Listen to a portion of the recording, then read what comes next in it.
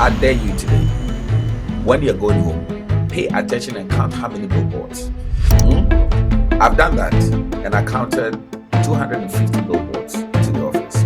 Do you know what is the interesting thing? My human brain is incapable of processing 250 communication or adverts before I get to the office. Because Nigeria had their first advertising in 1988. That's how far they've done that. So in Nigeria, it's the reverse. The Food and Drugs Authority is sitting on the board of the advertising authority rather than the board sitting on the FDA. Ghana is reversed because we didn't have that regulation. Anything can happen tonight, and I need to craft a message tomorrow. Otherwise, I can't sell. And if I can't sell, that is my business going down the drain. And it is so fluid, it changes by the minute, by the day, by the second. So if now I need to prepare communication, I spend 2-3 weeks, 4 weeks, 5 weeks for you to go through the approval. By the time the approval is come, they can't do it. So they want to regulate. They do not care about the business of advertising. It's not their mandate. They have been given a mandate by the things I told you. They want to protect consumers, they want to protect the vulnerable. So they have a job to do, which they're doing. Shatta Wale, who has a massive youth following, can freely promote Storm Energy drink, but can't promote Adonko bitters. Same vulnerable population, same influence mechanism, same health risks, even worse, maybe. But different regulatory treatments for all of these. If you're not disrupting, if you're not inspiring, if you're not looking at the business model and changing based on the fast pace of technology and how things are changing, how markets are changing, you eventually will die. Madam Minister, when the bill comes to you, please, you should mind. Help us to get this through. Yeah, wow. Welcome back to Mad Conversations, and today to help us unpack our topic, we have a very big man here. His name is Andrew Ackah. It took us very long to get him here, if you know what that means. Big men don't have time like that. So we are very privileged to have him here today. Andrew Ackah, as you would understand or you know about as the conversation unfolds, is currently the CEO of Dentsu Ghana. He's also the president of the Association of Advertisers in Ghana. He's been running this position since 2023. There's been a lot of advocacy from his side, and today we are going to unpack all of it. But today he's going to help us understand how some of the regulations around some of the ads, some of your best ads that you've heard in this country from whenever to now, what goes through it, the process it goes through, and then how it finally gets to you. Some of the ads get rejected. We will ask him what gets ads rejected and what gets ads approved, amongst many other things. You want to stay with us. Mr. Ackah, welcome. Thank you very much. Comfortable calling you Mr. Ackah? Because you look very young. Just call me Andrew. The people in my office call me Dre. So. They call you Dre? Yeah. Wow. That's a very young name. Yeah, because young people say. Yes, I belong to the Gen Z, so hey. Are you 23? 34. 34. Damn, it almost slipped out. People. Yeah, so 34. Let's take it. I'm 34. People, you know he's not telling the truth, but you know what? We are nice people, so we believe him. Andrew is 34. Welcome, Andrew. Thank you very much. Andrew, we have several talking points that we'll be going through. Okay. But the first talking point that we want to explore is essentially understanding Ghana's advertising regulatory framework, the laws, the enforcers, and how they interact. So my first question, I'm going to premise it on the FDA derives its mandate from Part 6, 7, 8 of the Public Health Act 2012, specifically Part 7, which covers the organization and responsibility of the FDA regarding food and drugs regulation. From this foundation, the FDA issues guidelines for advertisements in foods or foods. That would actually govern what brands can do in advertising. So It's not, people think they see an ad and it just came out of nowhere. But actually there are guidelines that regulate it. As president of the Advertising Association of Ghana, where does your office sit in all of this? Are you enforcers? Are you advocates? Or are you intermediaries? What we are trying to uncover is that when FDA creates new rules, what do you do? What's your role? Do you tell them, no, my people can't do it? Or do you help shape it? or do you advocate for the FDA so that your people would, or do you help them enforce it? We want to set the premise on that before we really get into the rest of the conversation. Okay, thank you. There are so many facets to this question. I don't even know where to start answering the question from. So let me start from a place where we can start unpacking, right? So in every industry, you need regulation. Men need law, and that's why we have law that governs our behavior. Otherwise, we're going to not misbehave, but we'll behave out of sort. So laws are there to guide how we live, what we need to do, how people are protected. So regulations are there purposely in every industry to protect consumers. Why? Because the assumption is that consumers don't have all the knowledge about products and services and about stuff. So they can be gullible to brands who claim things that are not true. Right? So regulations come in to protect consumers. Again, there's specific vulnerable people in our society that the regulation would also want to protect. For instance, children and weaker people, the poor. Again, they're also gullible. Either they do not have the mental acumen to make decisions for themselves, or they're in a situation where they can't cater for themselves. So the government has a certain, a certain right or certain power in there inherently to protect such persons. Again, it is also to help guide to regulate the competition between people, right? So, you take two, I don't want to mention any brand here because we give them free advertising, but you take two pizza companies in Ghana and they are at neck and neck at each other. Everyone is looking for the same customers and all of that. They might want to do things out of their way to tarnish the image or to try and, diminish the value of the other brand so they can take advantage. The regulation is there to help with all of this, because the regulation also knows that we are in an environment where things are harsh, times are tough, the money you have must be protected, so you're not going to spend your money to buy something that you don't need, you lose. So regulations are good in themselves, to protect all these sets of people that need to be protected within the law. And so Food and Drugs Board in Ghana, as by the Public Health Act that you talk about, their mandate is restricted to food, drugs, I think home chemicals for home and a few other things. I think, skincare, all those stuff around the use of, such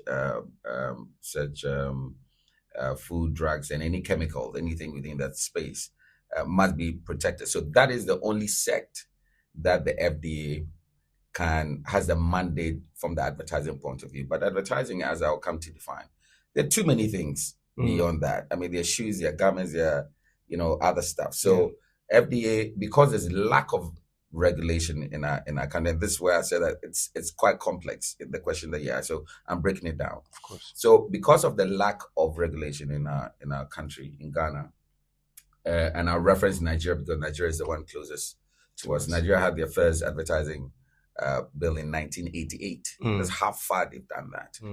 And they've been able to manage and protect agencies and protect everyone. Same thing as regulation. So in Nigeria, it's the reverse. The Food and Drugs Authority is sitting on the board of the advertising authority rather than the board sitting on the FDA. Ghana is reversed because we didn't have that regulation.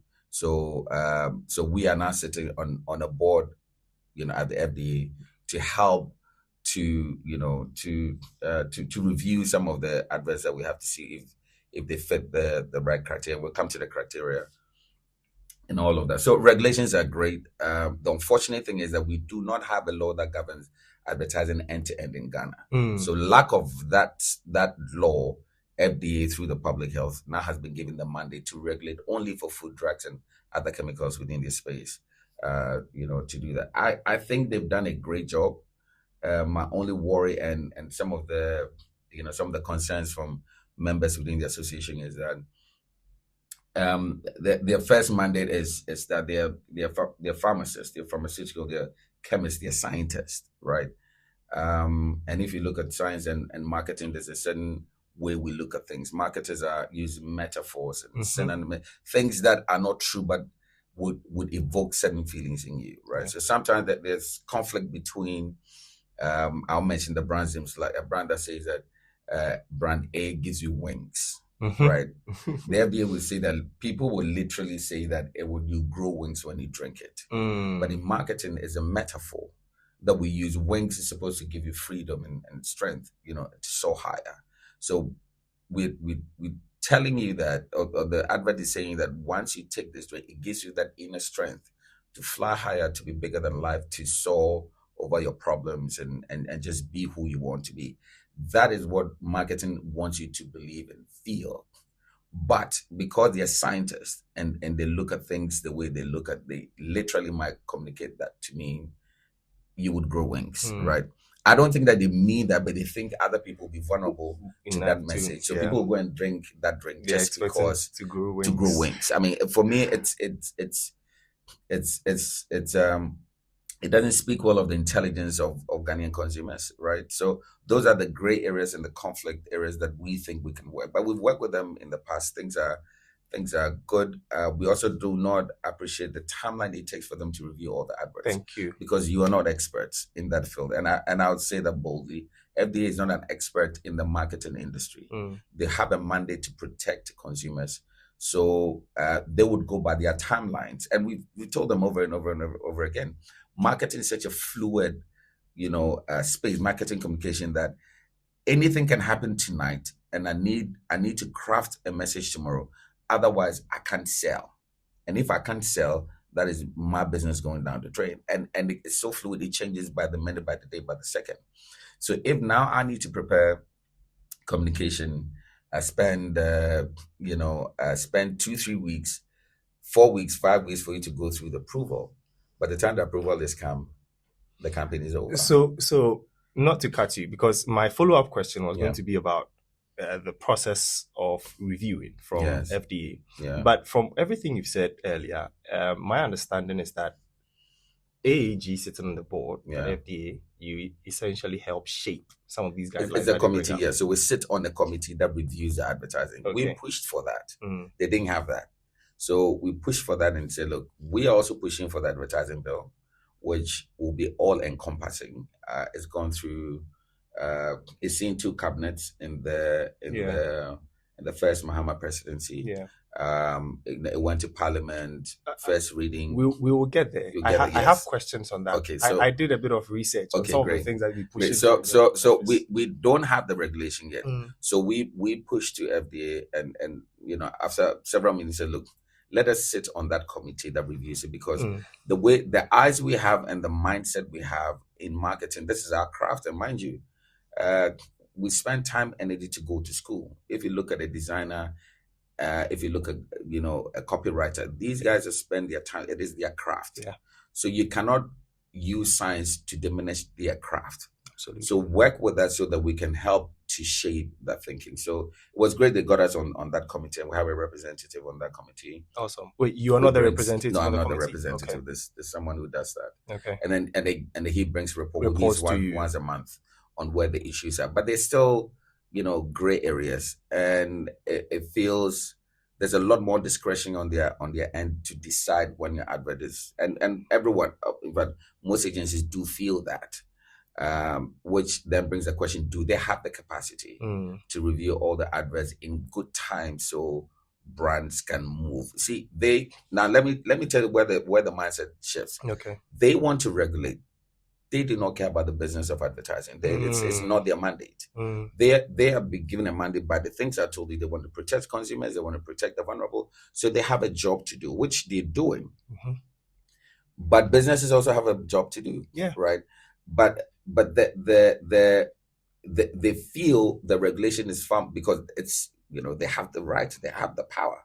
So they utilize that at their discretion a lot more, which, with very little consideration for the business. I wouldn't say very little consideration. So I would say that maybe because of the I wouldn't call the inefficiencies. I think that they are not being efficient in churning out a lot of adverts, or maybe they're not putting a lot of resources behind that to vet the adverts, because all that they're making money through advertising. So the resource is not the issue. So why don't you get a lot more people in the industry who can help you to review those adverts? And do you know how many adverts go to them? 1,001. I can imagine. So if you don't put resources in the committees per week, that's what I mean. If you don't put money in the resources, they're going to take their time and review 7-8 ads per day. By the time it gets to your 100 or 105th review, it's been 6 weeks already. So I know they have a fast track process and all that, but what I'm saying is that we need to review the system because the system doesn't seem to be effective. We've lost a lot of businesses because we couldn't get the client to launch the campaign at the right time. We've lost a lot of money through agencies, and the client has lost a lot of businesses because it's the same thing. If I don't get my advert vetted on time, and if I can be on air on time, then I can sell. Then it's costing me and all of it. So there must be that we must try and work a lot more, to ease whichever friction or conflict it is in there that doesn't allow the efficient churning out of adverts. So let us understand this. We on the consumer side, what we see is usually if it's a radio jingle or whatever, it's sometimes billboards. What we see is this advert has been vetted and approved by the FDA. Yeah. This pre-approval process, we understand, is sort of the gatekeeper for every single jingle or ad that we would see. Related to food and drugs, of course. How does the pre-approval, you've spoken about it, that sometimes it delays.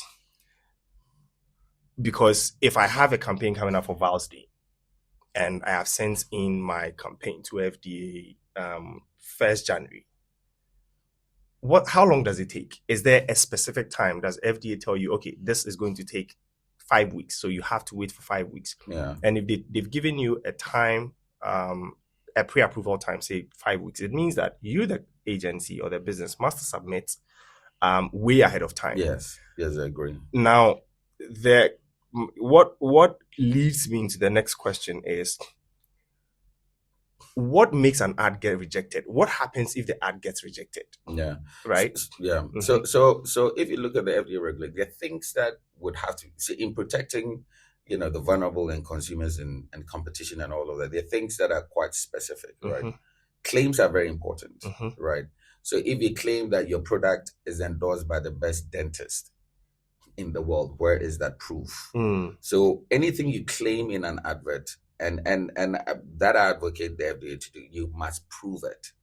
But they have claims that are factual, and they're claims that seem to be metaphorical, right? So if you say this is the toothpaste which is endorsed by the best dentist in Ghana, you want to see something on paper with all dentists, best dentists in Ghana, best, even determine who the best is an issue. That so Ghana Dental Association do endorse that. They would want to see some sort of endorsement. Otherwise, you can't use it wholeheartedly. What it also does is that then everybody can go and claim that this is used by the best dentist. Yeah. So you see the confusion that there's. So there's certain claims that they want to take you out, like things like virility and how virile you can be in alcohol, right? You can't claim that because the essence of alcohol is not to give you that. But people imply that. Yeah. So that is what they are guarding against. So they are guarding against you making the actual claim and implying that it gives you, it gives you that extra edge. So you can imply but not make an even in the application. That's why you need smart creative guys to be able to pull it together to tell the same story, because you want to tell a story. That's our job. Yeah. You need to find a smart way of telling the story, and there are ways we're going to go about it. When it comes to the case that was lost at the Supreme Court, I have opinion on that, and I give you my thoughts on that. So you need to find a way to craft your message. The fundamental, the basis of adverts, right? And advert is paid for, right? So if I go to Joy FM and I pay that I have an advert, I put a spot in there and let my consumers listen to me. You are paying for. The essence of that is to help give you information about the product. It's to help persuade you to take a certain action, right? Or not. Usually it's to take a certain action than not to take an action. So advert is paid for, and you craft it in a way that it would stimulate a consumer to take a certain action, right? So if that is the foundation, then, and the regulations say that you can't claim ABCD, and there's science behind why they can't claim that. There's real science. There's research that says that there's nothing in alcohol that gives you that extra strength that you need as a man to do that. There's several research that can prove that. So they take all these research, they go to Parliament and say, look, from all the research from WHO and all of that around the world, these are the facts, the scientific facts. So you cannot claim this in your product. You cannot claim this in your product. It goes to Parliament, and Parliament says, yes, we do agree because we've gone through the research and you're right. They put it into a law. Once it is a law, you can't change it because the same people who made the law have given you the mandate to protect these vulnerable groups and these consumers and these, all the other stakeholders with this law. So you can't do much about it.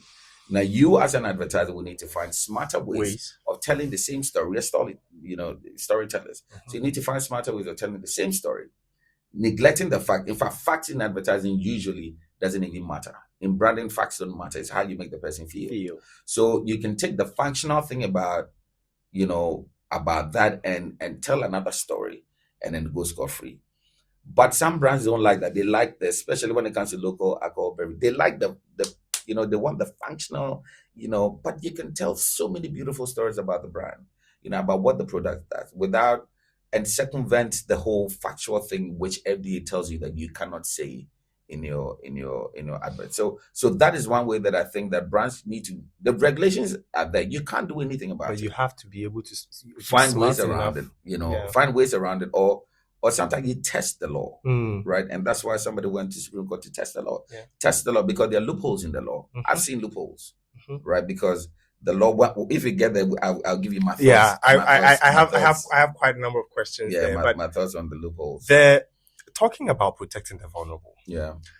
If this season we're talking about music and advertising, how it evolved, how it came to the country, how we've used it in the past, how we've used our own music like High Life to promote several products. There is this particular music that has been used in advertising over the years. Yeah. You've heard that? Yeah. Mobile advertising. There's this car van with a megaphone on it and they're playing Menaya Meya, Mitia Meya. Most of this particular advertising is targeted at the vulnerable. They're often less educated. Yeah. Is there any regulation around something like that? Before we get into the deeper ones, like the celebrity advertising and all that, is there any regulation around mobile advertising? These people, where it's selling to local people. My grandmother is vulnerable.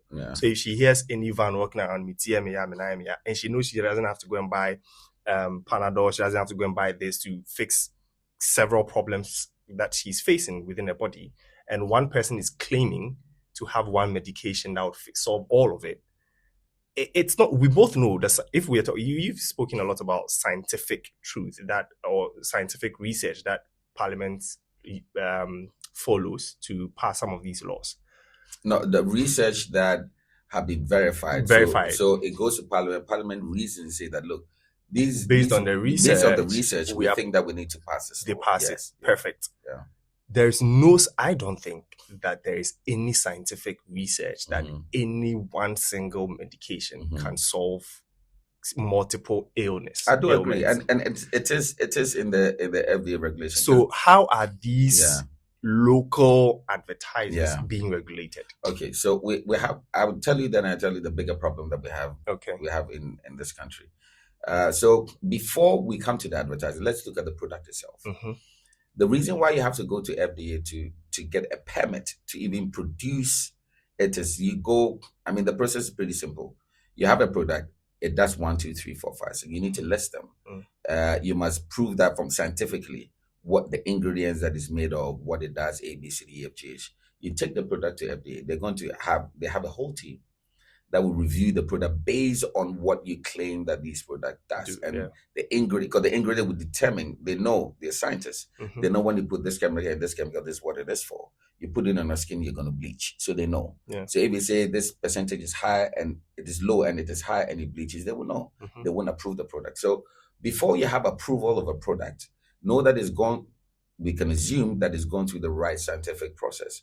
And FDA has given you a permit to produce, meaning that the product is good to go. That it is not supposed to harm people for the very reason why you produce that product.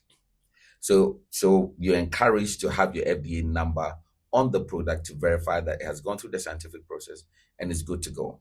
And you also have an inscription of the ingredients, Because mind you, every ingredient reacts differently with people. And we also encourage our consumers to educate our own self before we buy the product. Yeah. So you're mandated to put all the ingredients on the label.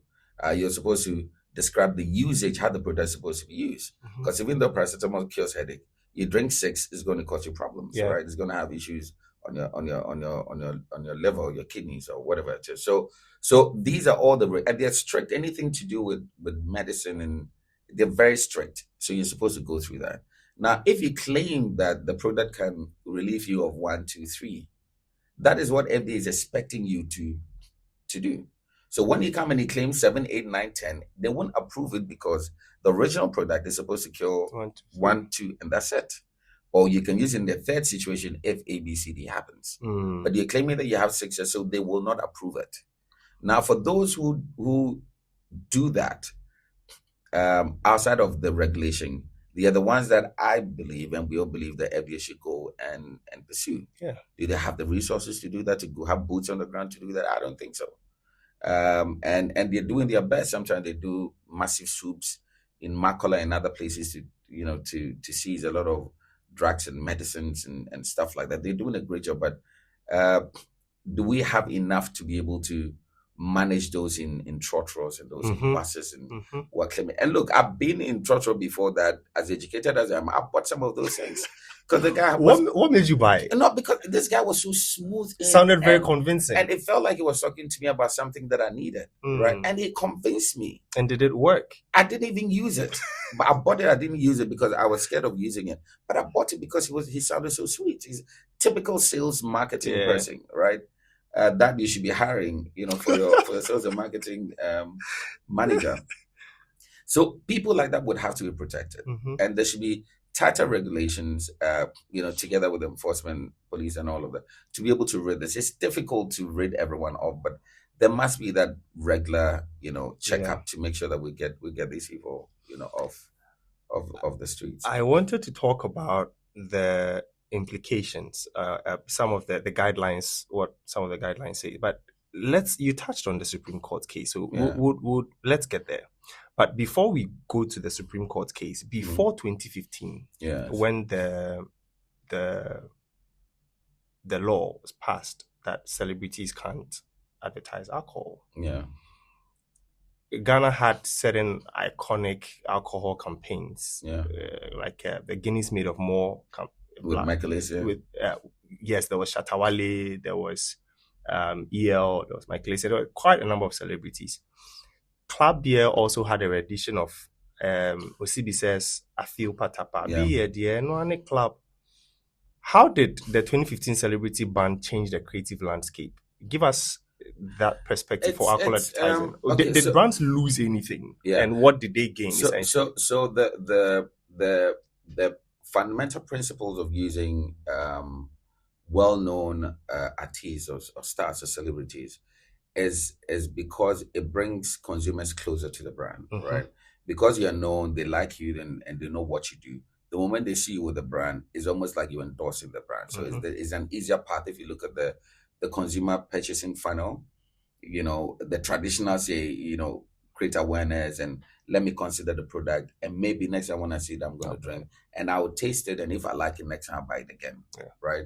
And so if you look at back in the day where this linear process of purchasing decision was made, it was easier for that known artist or an actor or musician to shorten the process of the decision making for the consumer. Because once I see David Donto in a club advert, if David Donto is bringing club and he brings in this must be good. I'm going to buy it.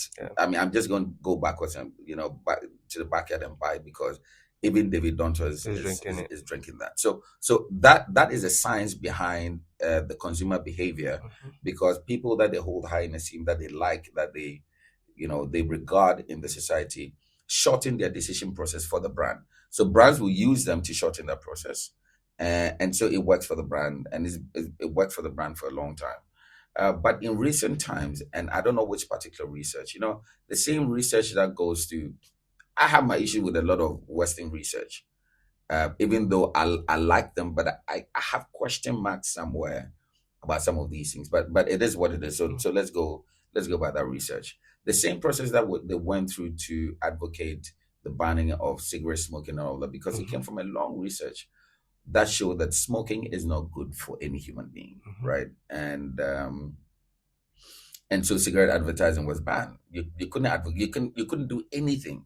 In fact, to the zero, you can't. There's nothing that you can do with cigarette apart from go to the streets and buy it and smoke it, because of the rising, lung diseases and all of that from UK, from the US and all of. So they've gone through a lot of research, medical research. It proves that. So it is right for them for the regulation to say, then let me also protect my people. I won't wait till we conduct our own research to determine that people are going to die. The same thing that alcohol is also going through, even though the same Western researchers today are saying that weed is good and that we should go out there and smoke it. You see where for me the irony is.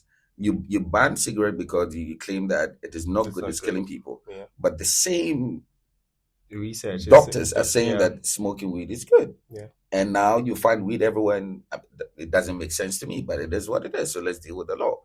I think the same way, and people believe that there are cartels who put money behind to kill some of these businesses. I'm not a conspiracy theorist, so I'm not going to go into that. People believe that is the same way they want to do with alcoholic beverages.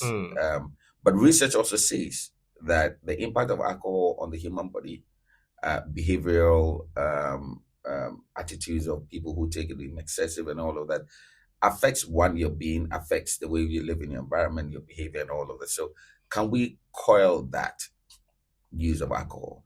So they started with 18 plus, right? And pregnant women, because you need to protect the vulnerable. But it's getting to a point where it becomes the norm, right? So if you travel elsewhere, 16, 15, they're drinking alcohol already at pubs and all of that. So the regulator feels they have a right to protect the vulnerable. Now, the reason why you're old enough to make a decision, right? So when they put an artist in there, yes, it will shorten your decision, but because you're 18 plus, they are not bothered by that. The regulation is actually to protect young kids in high school, senior high school, who also love these artists. They love the music. They love what they do. In fact, if they tell them to go out there and do something, they do. So when they see, and I was there with the agency running the Michael Asian art, put it on Billboard, beautiful art stuff. And then we're asked to pull it down. That was the first time that FDA came. And we had to pull Michael Asian and Guinness down. This is was it 2000 and, was it African Cup of Nations? Yeah, this is around 2010. Thereabout. So we had to pull it down because I think at that time they were getting to a point where it was becoming and see I don't want to speak against what they do, because they also have researches that would prove that these things are happening, that alcohol intake in persons younger than 18 is increasing in high school. They have all these facts. So in protecting them, they want to say, okay, if celebrities are shortening the purchasing decision of consumers, then why don't we clip that so that we don't bring any artists? You can bring anyone else. They don't look up to them. So it would elongate the decision making. Because if I don't know you and you're telling me to go and buy a product, I want to think about it a bit more, consider it a bit more. Maybe I believe, maybe I don't believe. So you have to go through the regular process. So that in itself is secure the shortening of your decision making in buying alcohol. So, as I stated earlier, it is to protect the vulnerable, those below 18 years old. If it was only advert that adults you're advertising for, then that is great. But you put anything on television, you cannot be sure that a kid will not be watching. So now they created the watershed. You can advertise alcoholic beverages before 9 o'clock. And in some, I think radio you can do it before 4 o'clock. Something like that. So these watershed are also in there to protect. So when you pull down that Michael Asian ad, what did the brand lose? The brand, Diageo at that time wasn't happy at all because the essence of us using Michael Asian was for, the reason a brand will pick an ambassador or a brand will pick, an advocate, right?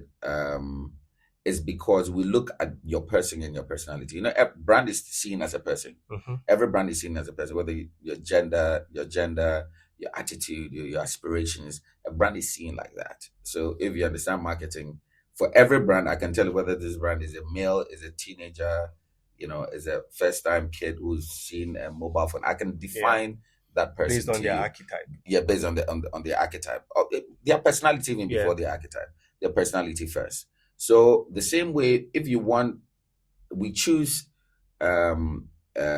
ambassadors based on and advocates for a brand based on the personalities of the brand and that person being similar.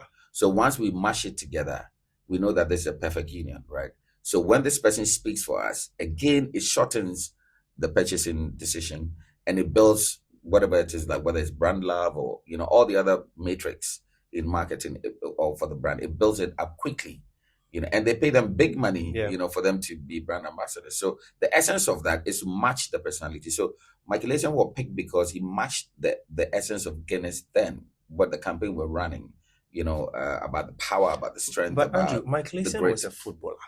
I know, but if you look at what Michael Eason did on the field, it was about his grit, his power, his strength.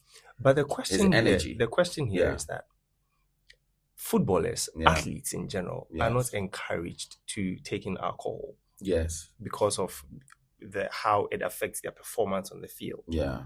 So I understand the personality matchup. Yeah. Guinness took Michael Power at the time. I was younger at the time. I don't know that guy's full name, real name, but we all knew him as Michael Power. Yeah. I believe that Guinness made him popular. Yeah. Michael Power didn't have an existing personality. Yeah. They created that personality. Yeah, agree. Can't brands do that rather than brands can do it, but it takes time. It doesn't shorten, like you're saying. It doesn't shorten. It's a lot of money. I mean, Michael Power was paid a lot of money, and he was on the screens for how many? I mean, if you tell you the cost of shooting one of those is 5 minutes, 4 minutes video skits. I mean, those you're talking about millions of dollars for every episode, right? So not many brands will want to create a star from the scratch because it costs you a lot of money. So the thing is that instead of, and it's long term, right? So instead of spending time, resources to create a new star out of nothing and putting brands, money and resources behind him, why don't we shorten that process? Get somebody who's already well known. Because what we are doing is that it's like if I can buy a big tree and plant it and it will survive, why do I want to germinate one and spend years for it to grow, right? But now you have to pull down an ad because a regulation, and you're losing. So at that time, it was not, the regulation wasn't that. There were loopholes around that. Yeah. But Diageo, as it was, as a big global company, understood the essence. They didn't fight it. They disagreed. They didn't fight it because there was no point in fighting the regulator at that point. So they yanked it off. And I think that enforced the fact that we may, and from hindsight, you look back and say, you're right. He's a footballer. You're an athlete. You're not encouraged to drink alcohol. So why, engage somebody like that? But at that point, it wasn't because of his athleticism. It was because of his personality that the brand was trying to match, so that it would appeal to us consumers that, this. I have a problem with the current ad, and I'm not going to mention the brand's name, but a footballer is advertising peppery stuff, footballers. I used to follow Chelsea's dietitian because for a few reasons, and in sports management they'll tell you footballers are not advised to eat too much pepper.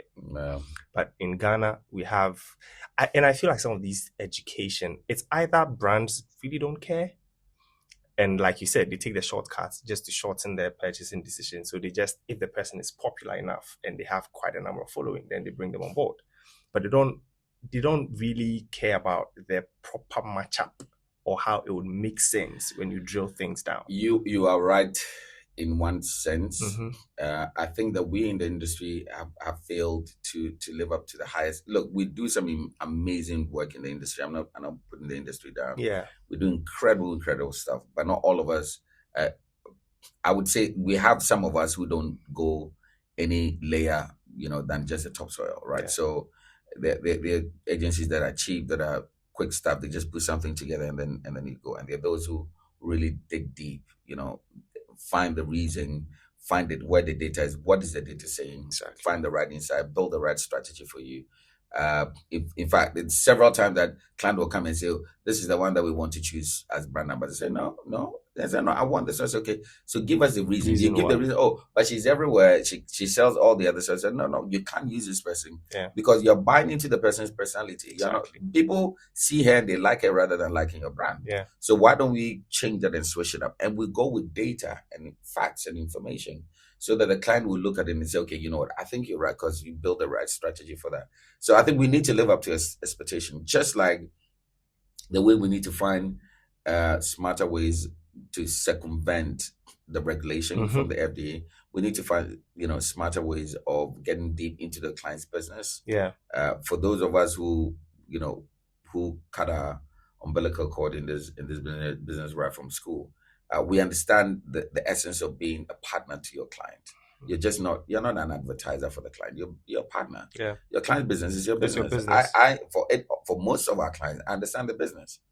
I'm not a banker, but I understand the banking industry. I know when loans are going to go out. I know when they're going to, advocate for savings to come. But you wanted to be a banker, so that passion. No, is still not there. that. The oil and marketing industry. I know exactly what is going to happen. I know when the competition, I mentioned their names. I know who is going to go up with oil. I know who's going to go out with premium fuel, and we know because we have a pattern.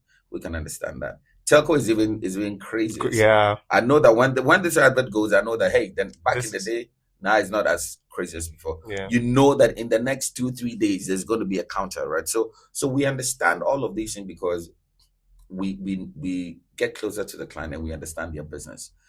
Because marketing is just, there's a business first objective, and you have everything in between. Finance and marketing is supposed to enhance that everything objective else, to find the markets for your product and services, so that people can buy, so you can achieve your business objective. So we need to understand it right from the top and partner you well.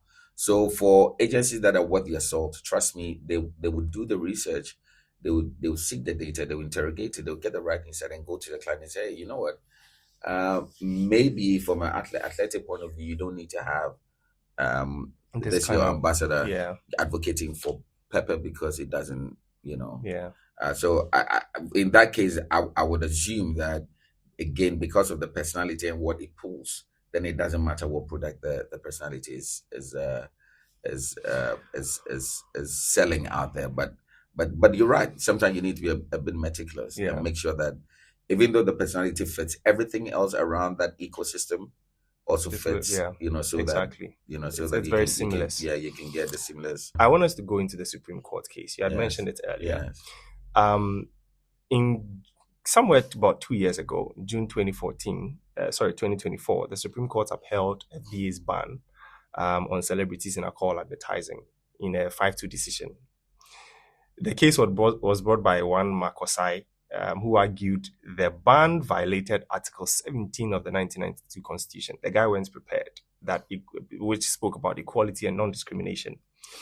We also heard artists like Shatawale, Wandishe, Kwame Eugene. The FDA had come for their bag, so they had to speak out. They were calling it a livelihood issue, right? You were AAG president at the time when the ruling came down. Yeah, not when it started. No, not when it started, but when the ruling came in 2024. Yes. I want to know, what was your immediate reaction and what did it mean for your members? 1. Yeah. 2, from your office as CEO of Dentsu, how did you advise alcohol clients when their preferred brand ambassadors immediately or instantly became off limits to their brands? Yeah. So first of all, I mean, I'll attempt to answer your question from the point of view of our relationship with our partners in the creative arts industry. Because we work with them a lot, whether it's the music, whether it's, it's their presence in our campaigns, whether they are brand ambassadors or advocates, whether they're influencer for our brands. We work with them a lot. I would say that it's been great, but I also say that we've had challenges in the past where artists and code do not truly understand what the brand is looking out for. And so, they do things that are not endorsed by the brand, even though they're brand ambassadors. We've had several instances on that. And so we like to work with them. When there's an opportunity for us to educate them, we do. Sometimes artists have lived in their own bubble, so there's no argument for a closed mind in those situations. But we like to work with artists in that sense. So they are partners.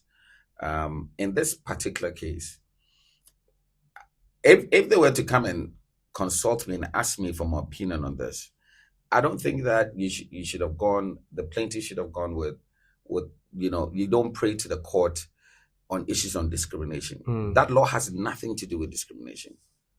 It has nothing to do with the livelihood of people. It has everything to do with the research, as I told you, that went to Parliament to claim certain things that artists and popular people influence the vulnerable to take stuff that they're not supposed to take. So that is the fundamental. Now, if you look at the particular clause that they went in there, that a non-popular person, or a popular person, celebrity, should not, the operative word there is advertise. Yeah, they said no well-known personality or professional shall be used in alcoholic beverage advertising. Okay, so if you come to me and advertising is advertising, and I define what that means, I defined it there, I define it again. Advertising is paid for. PR is not advertising. PR is not advertising. Yeah. So if you claim that because you can't advertise and put an artist in your advert, which you're going to pay and put on TV and radio, you can use the artist in different ways. There's several ways that you can use the artist. Several ways. It can even be for your corporate responsibility. There's several ways. Why should it always? But again, the brands want the shortcut because they want, they want liquid on lips. They want people to consume. Yeah. So they won't pay money for the long haul, right? They want to pay money, see you drink again, you advocate, or you see you endorsing it physically, and then people go. But the operative word is advertising. There's several tools within the marketing and communication ecosystem that you can use. Like I said, PR, right? You can use your own platform, which is not paid for, which is you created it.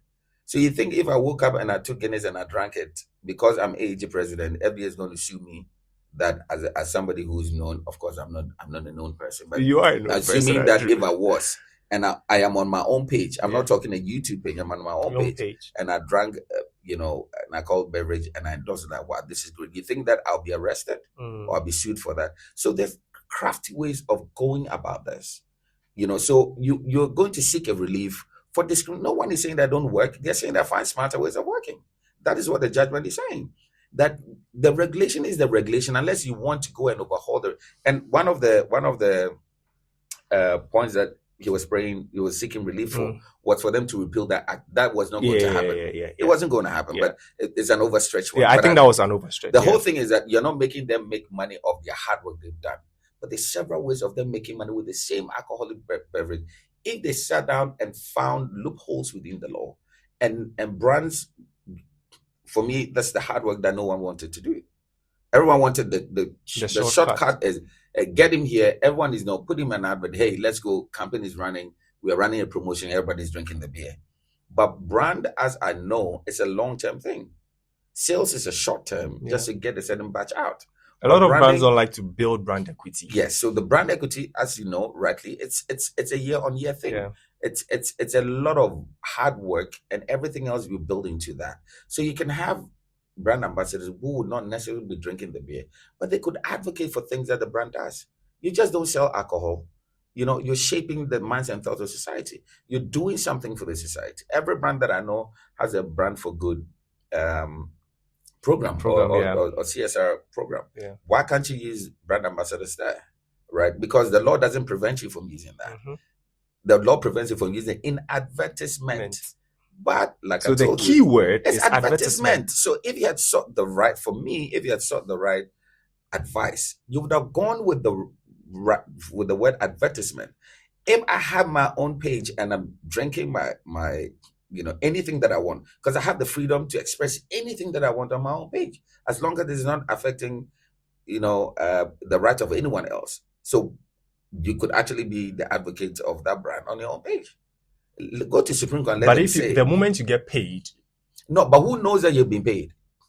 Who knows that you were paid to drink if a they, brand? if they That is not investigate, the law court is not there to investigate whether you've been paid or not. FDA cannot. The law is there to interpret the court is there to interpret. Yeah, the law. but FDA, the law says advertisement. Advertisement is strict.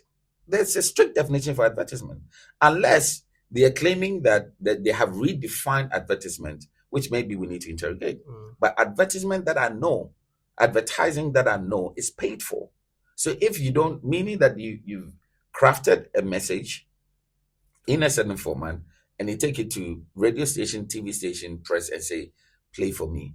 If I have set my own page and I'm doing my own thing on like TikTok, can you go? Have you seen any FDA going over anybody on TikTok for promoting anything? So Andrew, yes, if you did that, yes, and I am brand manager for Diageo, yes, Guinness, yes, you drank Guinness, you put it on your page. Oh, this is Guinness Smooth is great. I think their latest product is Guinness Smooth. Yeah, it's great. I see it. I think, oh, and then maybe what you put out got millions of views. It's great advertisement for me. We don't call it advertisement. Okay, it's great. It's good goodwill for me. It's an exposure for the brand, but it is not advertisement. Okay, perfect. So, but the operating word in the law is advertisement. If I came to you clear, as a brand manager, yes, and I came to you and I said, listen, what you did for me is really good. I want you to keep doing it. Keep doing it. And then I give you some sum of money. Nobody knows it about it, that I've given you money. And you keep doing it. And FDA thinks, this thing is fishy. This guy is always promoting this particular brand. Why? And they investigate and they find out that I gave you money. So, it's not their mandate. So but let's say they want to be petty. Understand what it is. I have my following, right? You know, social media is there. Most social media is advocating for you to, you know, are you 18? Like they know who it is, right? And let me tell the algorithm underneath all this TikTok and Facebook and all of that. If they know that you are not 18, the advert will not be served to you. If you're a TikToker and somebody is following who is 15, when you're doing that, it can filter things. The reason why they ask you all this information when they're signing up to social media is to make sure they can filter certain information from you, right? Yeah. So they can filter the content out. I'm not advocating for good or bad. I'm not a moralist here. Yeah. I'm just giving the facts of the law and what you know, what people can sit down and look at the law and find the loopholes and circumvent if they still want to make money of the brand. And I think there's smarter ways, you know, innovative ways that you can still use artists, you know, to advocate for your brand, but not necessarily liquid on lips. So you're saying that as the person who runs Dentsu, or the buck stops with you at Dentsu, if we were to advise your alcohol brands or clients, I will find smarter ways. Find smarter ways. Yes. Like getting them to use PR. Yes, I'll find smarter ways of doing it. And there's smarter ways. The thing is that the law is the only thing that we can go against. Apart from that, we are not here to serve moral. If this is morality, then alcohol wouldn't even be served. Yeah. Right? We are not talking about morality. We are talking about the law and how you can circumvent the law. So if the law talks about a particular, the operative word is specific, and they say advertisement means one thing. Yeah. It doesn't mean everything else. Exposure on my own page is not advertisement. You can't say that is advertisement. So if they had used the phrase marketing communications, that's broad. No, market communication is not even a thing that you. Okay, it's an ecosystem. They know that the law had to be specific. That's why they specified advertisement. Mind you, lawmakers know exactly what they want to put in there. Right. So if it is not advertisement, you could crush something within the ecosystem, and still let the artist or let your brand ambassador do something for the brand without necessarily being in an advert. Because that is the operative word. You're absolutely right. Because when the court ruled, the ban was not excessive and unreasonable. Yeah. And it served public health interests, which you've spoken to. But the judge at the time, Justice Tokuno's decision didn't address influencer marketing or indirect promotion, as you've said clearly. So if a celebrity featured alcohol in their music videos, or like you had said, social media posts, or they had a concert. Because it is not an advertisement. They had a concert and it's there, like the brand is there. But how is the regulation keeping up? Maybe there's a question we should probably ask FDA. You can't keep up because, understand the reason why they're doing this. I told you, They're supposed to be protecting vulnerable people and, Yeah. and X, Y, all the things that we talked But about. vulnerable people go to concerts. I get Andrew. it. But if you're going to Shatawale's concert, don't you know that you need to be 18 plus? Some very young people go to But do you think that concerts. Shatawale's concert is in any regulation on how he should perform during his concert? No. You can't stop him. He's at the you should know what you're getting. So when you get there, and of course, that means that Shatta can't even use certain languages because there are kids in there, right? You know, at that concert. I think the fundamental thing is not to worry too much about what FDA is assuming should be happening, but rather focus on the law. The law is talking about advertisement. I am a popular person. I wake up in the morning, of course, not in the morning, in the evening, before I step out with my friends. I don't talk. I take a product, I show it to the camera, I put it out. That was great. And I go. You think the FDA is going to come back to me and say that, hey, you're endorsing a product, so we're suing you? Who says that I'm endorsing a product? It is not in their mandate to do it. Theirs is in advertisement, own platform. And these are some of the new, because we know there's a new law that you're bringing in there. And okay. There's even a stricter rule that you're bringing, which would, they published it during the last administration. Okay. We looked at it. We've had a lot of back and forth with them. The association met them. We shared our consent with them in terms of, you see, if you want to tighten it, I would say that work with us, right? When you're making rules, work with us so that we can help to advocate that. The thing with digital advertising is that you cannot be a gatekeeper of digital advertising at all. You can't. At all. Somebody could be in South Africa, running a campaign for a product in Ghana. Who are you going to arrest? The one in Ghana? Or you're going to go to South Africa and arrest them? Because the advert will appear here. You want them to bring it to you to approve? How is that going to happen? You don't understand how the system works. Yet you're putting laws in place to stop people from doing that. You know what that happens? Once the law is passed, you're only going to sacrifice a few that you can go and grab. Yeah, use as and say we use it as scapegoat. But the real fact of the case is that you can't stop anyone from advertising in Ghana unless you go to NCA and try and find ways. And it's going to cost you millions of dollars to want to filter adverts that come through Ghana that have not been approved by FDA. You have no business doing that.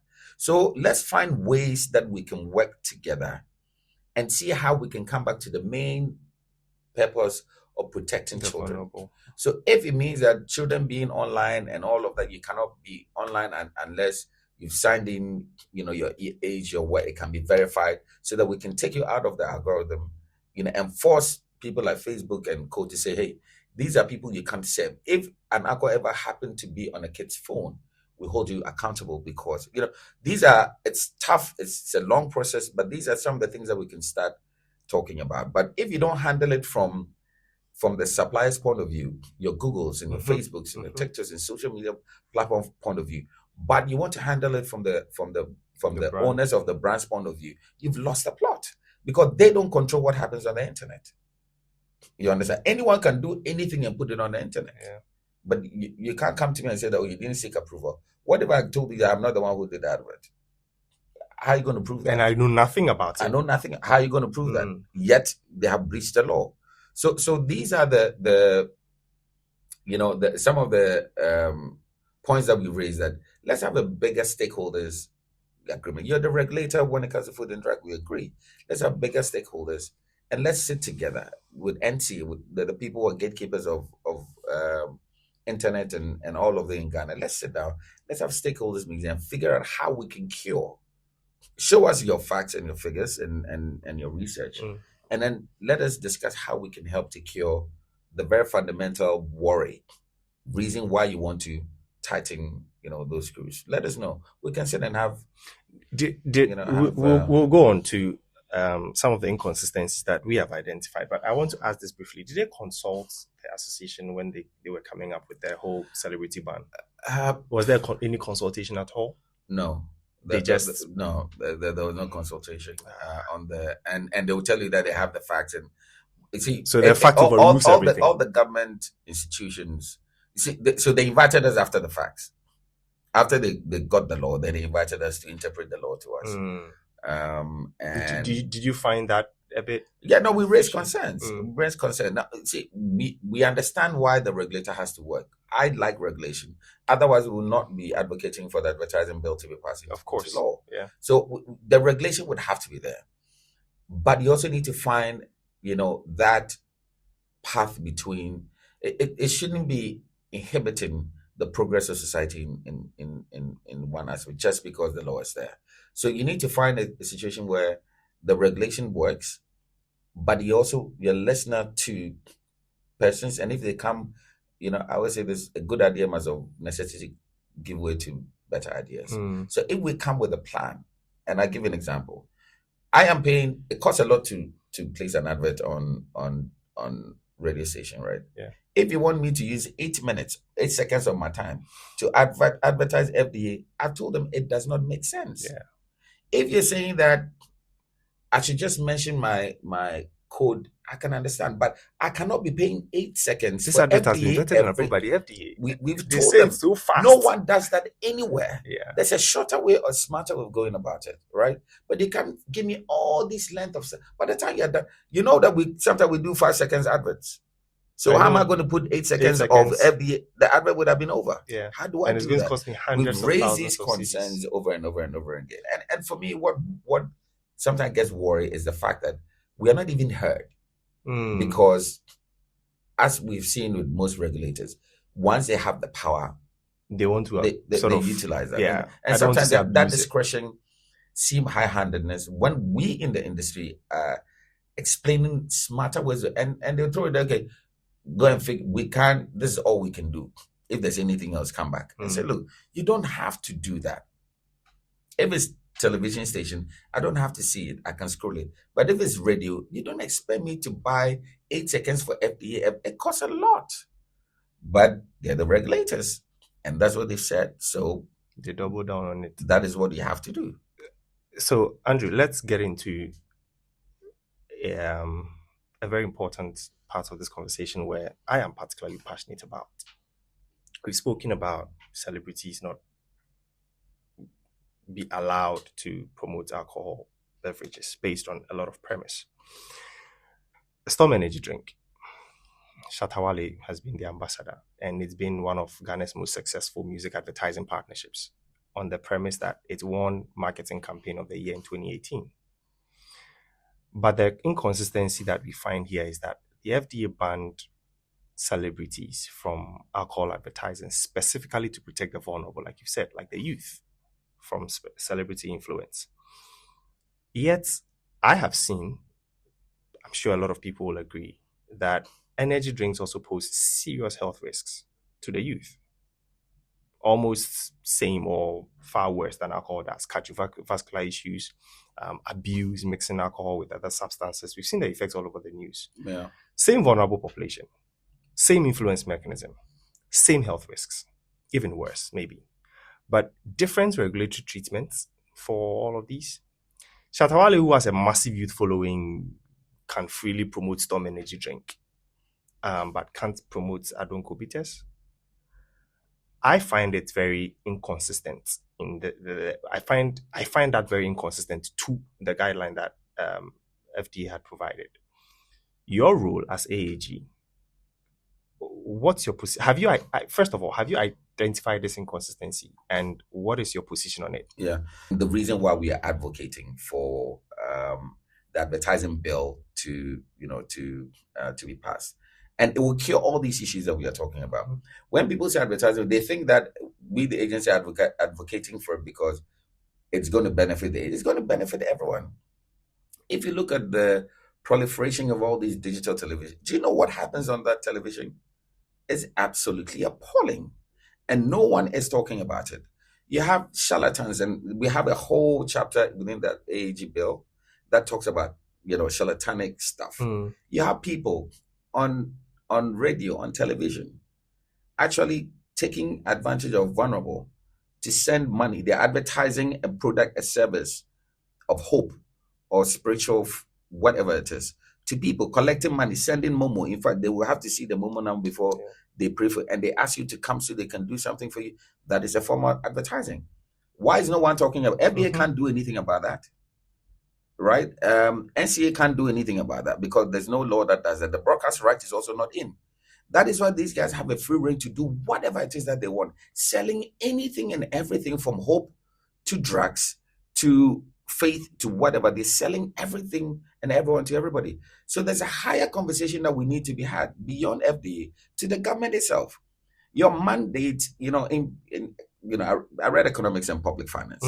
The mandate of the government is, part of it is this: you have the power and the law to protect your citizenry. And for what I see on digital television, it's such a shame. It's so appalling. And for those who don't follow the FDA, the products are not even registered. But you only see the product only in Kumasi. You can't even find it because there are too many things happening that I think if we were to focus all our energies onto the advertising bill, where there'll be an authority that looks at everything end to end, it would work. It has worked in Nigeria. Now, let me tell you, I will answer your question, but I want to paint the gloomy picture that we have been in Ghana for a long time. We appreciate that. Because we don't have any regulation, everyone does what they want because there are no punitive measures. Have you seen anyone being sued anywhere because they say something, as forget that it's food and drugs. They say something in the adverts that we as an authority, assuming we had an authority, are saying that you cannot say in an advert. Everyone goes scot-free. Everyone does whatever they want to do because there are no guidelines. In Nigeria, you can't do that. To the extent that just a couple of years ago, Nigeria, in fact, they've done 3 reviews. The last review says that there's no advert in Nigeria that is allowed for you to have foreign acts in there. So every advert in Nigeria, if you shot it in South Africa, keep it in South Africa. In Nigeria, you have to shoot another one. You know what it's doing? It's booming the creative industry because you're going to get a lot more more creative directors. Yeah. So when you go to Nigeria, you look at the advertising industry, you look at ours, you come and you cringe. Like, what is happening to us? And all we need is the law. And we've been pushing this advertising bill for a long time. Feels like no one cares. Okay, let's come to the substantive matter on the energy drink and alcohol. So I want to put it in, and I'm using my little common sense to break it into perspective. The effect of alcohol on a person, everything that you take in, from my understanding of basic science and biology, everything you take in has an effect on your body, further for good or bad. So if you eat good food, you get healthier. If you eat bad food, you're going to get sick, right? So that's what I understand. So in one sense, it's interesting that you say people don't have to smoke because it mess up their lungs, but people can eat fatty foods, and you've given them license to operate, and they're adding a lot of carbonated drinks, which you have approved, but you're saying that they shouldn't take it together because that will give them a lot more health implications that anyone can endorse, but because it affecting other parts of their bodies, right? But if smoking affects my lung, because you have a lot more research, then do a lot more research in other areas. But I'll come back to the conspiracy theory. The conspiracy theory, there are gates in this world who protect certain industries. I think the smoking for their own interest. I think the smoking gate lost the plot because the pressure was too much. The gate on carbonated drinks and the gate on other things that we know, the energy drink, is still there. I mean, Red Bull has probably the largest TV coverage as a product TV in the world, and they're doing incredible stuff, and they're helping break records and inspiring people and all of that. You understand? So now it's no longer about the drink; it's about what the brand stands for, right? So it's very difficult to argue this case whether the impact of one product on a person negatively should be matched with a similar impact on that person in another way. I think the thing of alcohol is the behavioral thing, right? Okay. Which they don't want kids to. I mean, no matter how much you drink energy drink, you still would have a certain consciousness, right? Let's assume, but a little bit of alcohol can get you off, right? And I feel is this whole social behavioral thing attached to alcohol, because the impact will be the same thing as in fact, some carbonated drinks have worse impact than even alcohol. But it's been tagged that alcohol is like that. It comes from the powers that be. They determine this. The world power. They decide. I don't know who controls it, but they decide how these products No, they decide how these products are done, and Yeah. it comes all the way from the top, from WHO and all of that. So we can't argue much because that is the situation that we're in. So I would say let's use the regulation, right? They don't think caffeine is that bad. All the things in Energy drinks. energy, they don't think it's that bad. Because guess what? They endorse it. They endorse, and they're the same people who also endorse alcohol. It is the promotion of one over the other where the issue is. So if it is not alcohol, then it's good to sell. So yes, Shatter and Stone. I think Stone also has his own energy drink that he's promoting. So if it is not alcohol, you can promote the rest. That is what the regulation says. The regulation says nothing about how to promote energy drinks. That it talks about, but it's not. They were even saying that you can't advertise it as a substitute for rest, remedy for fatigue, sexual non-performance, and other physical non-performances. But I think Adonko did a very brilliant job by coming up with a whole new product, the same name. So there's Adonko BTS, which is alcoholic, we all know. And there's Adonko Next Level, which is the energy drink. So they keep the same name, but you still have the brand in your face. Energy drink on one side.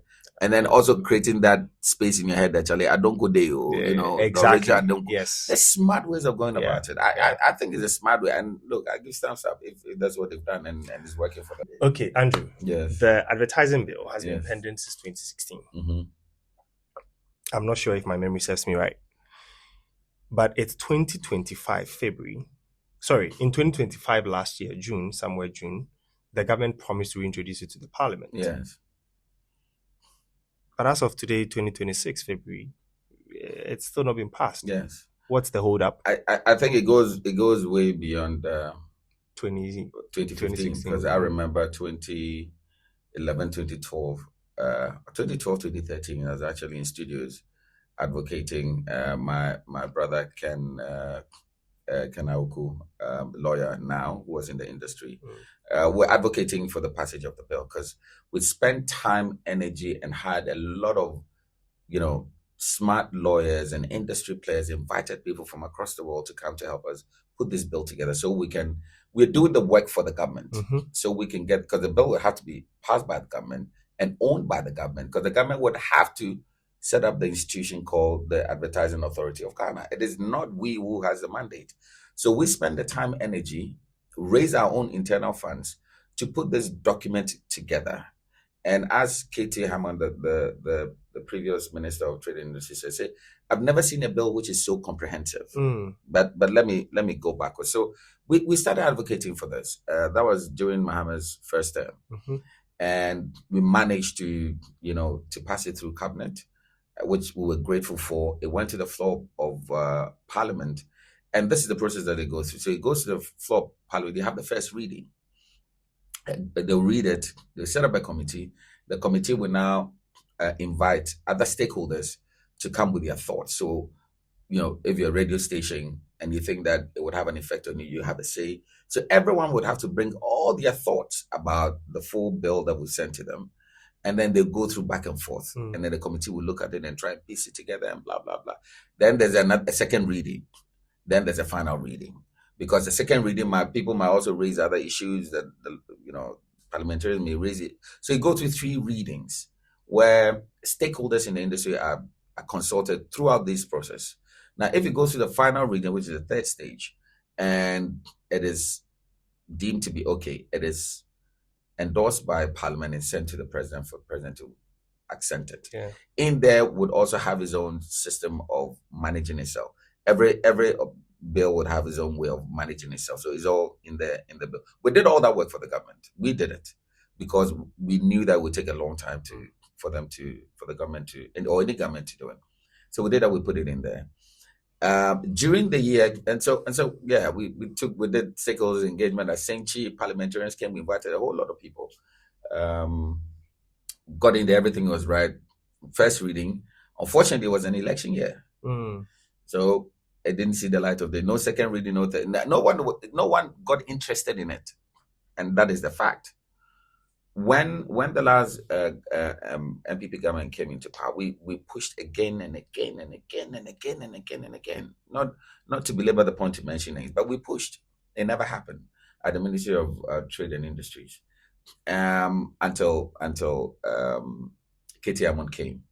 And we pushed through Honorable Kojo Ponkroma, who's an industry player, understood it, and managed to have a seat in front of Katie Amon. And then we reviewed it. The two of them are lawyers. They said, give us 2 weeks. They reviewed it, and we had them and said, this is one of the most, it's going to go through cabinet. And I was so grateful. It went through cabinet. The two gentlemen did an amazing job. Went through cabinet. It was number one on the list. If you check the parliamentary, number one on the list, the bill should be considered. So what happened? Election year. No one comes to parliament. No one is interested. No one cares. So it didn't even get a first reading, even though it was on top list of bills to have looked at, right? This time around, a new government is in there. They've taken 1 year to settle, because you know how these things are. We are pushing. Very soon we are going to get invitation for the Minister of Trade, to come and have we've already started some underground work. But what I want to use is media. I don't know how far this medium goes, but I think that as a country, these are some of the things that we need to pay attention to, right? Not the loans that we're going to contract for somewhere, not the road that I'm going to build in a certain village. We are talking about a multi-million, a possible billion-dollar industry that is unregulated. People don't pay taxes. The government has no idea, because everyone picks up anything, they do whatever it is. How many influencers do you think pay taxes? Can I give you an estimate of the influencer budget in Ghana? Tell me. And I can tell you a lot of them don't. What's the budget? I mean, a brand can spend, one brand can spend close to 2 million Ghana cedis on influencer marketing alone in a year. Multiply by how many brands that you have. So you're possibly talking about 50 to 100 million Ghana cedis that come through influencers every year, and no one pays taxes. If you structured this well, and you had this authority, we are going to help all the influencers to structure their business properly, with the right guidance, with the right tools, with the right training, so that you can earn your keep, and the government will also earn their keep. We're going to stop all these charlatans, sitting on radio and TV, doing all, because we have the law. Look, the president of the authority in Nigeria, when he comes, he's more than the president of Nigeria, because he's protected because of the value that he brings, not to the society, but also to the pot of the. It's I won't call it a money making, because the authority, that is not their mandate, but he can make decent money to cure some of the issues in the industry, to help train young marketers that are coming up. They have a school. If you don't pass that school, you don't get a certificate, so you can't practice. No client from anywhere outside of Nigeria can come and say, I am pitching without paying a pitch fee. You have to pay a pitch fee. You can't come and say, I'm going to TV, radio, say to advertise directly. The law says that you cannot. You have to go through agencies. And if you have to go, you have to pitch. And if you have to pay, you have to pay for their time and energy. You are protecting the very people in the country who need to, they have to eat small. They need their work, their hard work would have to be paid. We don't have anything like that in this industry. So we are so vulnerable. Any client wakes up, puts a brief out. You take your smartest brains, put a plan strategy together. They claim somebody else won, but your plan is being executed on TV and radio. You can see your plan on billboards. Yeah. What do you do? Are you going to sue them? Upon what basis are you going to sue them? So this, if you look at the bill, and it's unfortunate that we don't have time to go through it, but I'll give you a copy. It is so comprehensive that you feel like everyone is protected, including the clients, including ourselves. I mean, there are clients who choose not to pay us for 1 year, 2 years. Some are in court, yes. In Nigeria, it can happen. You will lose your license of operation the next month. And as a matter of fact, you can research. So if agencies don't get paid, how are we going to go ahead and pay our other vendors? In Ghana, clients do it as well. In Nigeria, it cannot happen. All you have to do is to write to the authority and say that client X has not paid me. That they are going to write that letter. They will find money anywhere in the world to pay you. And it's a matter of fact. Because we've gone to Nigeria to study that. We've invited the authority president to come to Ghana to educate us. So we know this. So every single player within the industry is protected by the authority. So no one can take advantage of each other. Now, as a young Konkwa or play all, everybody does what they want. How can all these people whose names you've mentioned, celebrities, influencers? Let me finish the process so that we can come back to them. So when so it went through and nothing has happened. And then we've gone to the minister, and we are hoping that this time, they will have, I want to choose the word. They would have the understanding of what this means to the society to help to advocate for us to push this through. I don't see, look, if I'm apolitical, so I'm speaking on this stead. If someone sees that we are resetting, why don't you take advantage to reset every aspect of the society if you have the opportunity? Every industry. And here, the only way you can reset the advertising industry is to make sure the bill is passed. And you don't have to see. Government thinks they have to do everything. You don't have to. Give the authority and the right mandate to the right people. This is an industry that even if we are half resourced, we can figure out how to raise our own, because in there gives us how to raise our own money. We set up our own school. You don't have to. We are not waiting on you to give us money to do anything. It is in the bill. You see how we can raise money as an authority, just like the way FDA is also raising money from vetting advertising. There's so many things we can do. So give the mandate to the right people, pass the law, give the right mandate to the right people, and you would see how they will cure the entire industry without you directly being involved, because you can't. You have not been able to do it in the past, and there's no way you can do it now without any backing of the law. So this is to say that, when, Madam Minister, when the bill comes to you, please, you should mind, help us to get this through. Yeah. Wow. I feel very compelled because one of the things that Mad Conversations is trying to do is to be able to, some of these loopholes that help the industry grow, some way, somehow, in a very little corner, also help put it out. So we are going to make sure that this episode gets to the right people. You've spoken a lot about the damage that this has done by not having this framework in place, and we hope that we'll get there.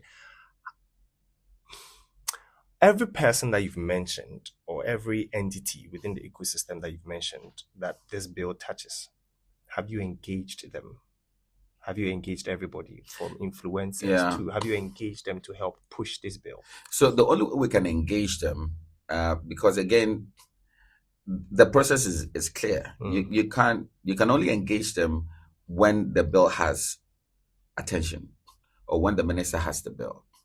If the minister has the bill, they'll open, once it goes to the floor of parliament, they'll open up and all these persons can come through. That was what we're pushing the first time. Because it's, and when parliament set up a committee, it's a beautiful thing. They'll set up the committee, write to all stakeholders who are interested. There's a mandatory thing that they have to do, because the bill will have to touch everyone, or if it touches everyone. So they communicate to everyone. The Society of Ghana, this is the bill, come share. So all experts will be invited to come and share their opinion. We'll go and meet the committee. They ask questions. I'll give my opinion. They will give the opinion. They're taking their thoughts. Oh, I think that this is the best way because I'm a tech. This year I used to work at Facebook and Google, and this is how I think we can bring tech in there to help. Everyone is going to bring their thoughts, and then they're going to collate all of that. And they have sharp, smart lawyers at Attorney General who would now recraft the bill to suit the purpose of all these thoughts, and then they will come for the second reading. The reason they do 3 times is that they don't want to leave any stone unturned. So they do that 3 times. So everyone would have their chance within these 3 times to be able, anyone who this touches, from our clients to, they will have, but until we get this through cabinet, that is the most important phase. But this time we want to do it early, because next year will be the year that, we'll start the election. In fact, 2028, we should forget it if you don't pass. There seems to be, there never seems to be a right time for this. And for me, that is where the pain is. No one cares about this. It's about the moment. I don't know whether it's about. I feel no one cares about this, because when any new government comes, they don't care about this industry. If they did, they would know. And we've been pushing and pushing and pushing. So we want this government to really show that they do care. What we are talking, if you read the law, and if you looked at what the law is going to cure, it will bug your mind why no parliamentarian is actually interested in getting this. I think the president will be interested. He has a communications background. Yes. So I think he would be interested in this. then please, Mr. President. And I've advocated through my platform at the Gongo Awards. I did that at any AGM. I do that. I do reach out to the president. Maybe I should go to Flagstaff House myself. Yeah. But I do reach out to the government through the medium that we to the president. That please, I met the president several times when AAG went to visit. I was then a young practitioner. He was then the communication minister. Yeah. We met a couple of times. He's a fine gentleman, and I think he should take keen interest in this. I think so. I think he should take keen interest I because think so. We can't move forward. Another issue which I don't even want to go there is with the billboards and how crazy it is. I had a question about it. You had spoken about how it's a nuisance to society. Again, we're working with the National Road.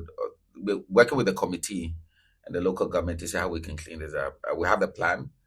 Of what pains me, really, what pains me is our crowd gives us access to tools and information that they never have.